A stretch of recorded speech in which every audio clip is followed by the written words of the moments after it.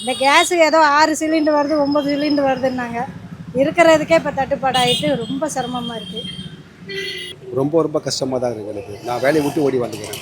காலைல ஒரு 10 மணிக்கு போகிறவங்க இங்கே காலையில் வெயிட் பண்ணிட்டு இருக்கேன். இன்னும் எனக்கு இப்போ சிலிண்டர் வரல, இன்னும் வரல. எனக்கு வேலையை விட்டு ஓடி வந்துக்கிறேன். இவங்க விலைவாசியை கூட்டிருக்கான்னு இந்த மாதிரி பிளாக் பண்ணுறாங்க. மேற்கு தட்டுப்பாட்டு இருக்குல்ல, இதுக்கு சம்பந்தம் கிடையாது. இவங்க விலைவாசி இப்போ லாக் பண்ணியிருக்காங்களா, கண்டிப்பான முறையில் சிலிண்டருக்கு 200 ஏற்றுவாங்க, பெட்ரோல் 15 ரூபா ஏற்றுவாங்க.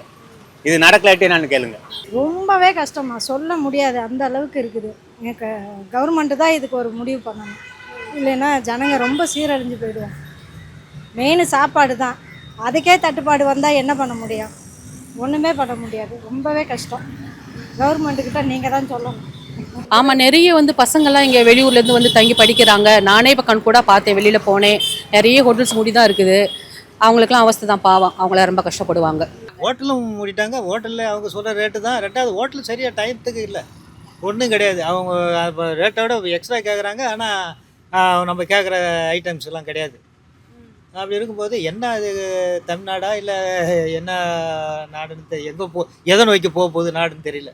இதுக்கு என்ன முடிவு, யார் தான் முடிவு எடுக்க போகிறது?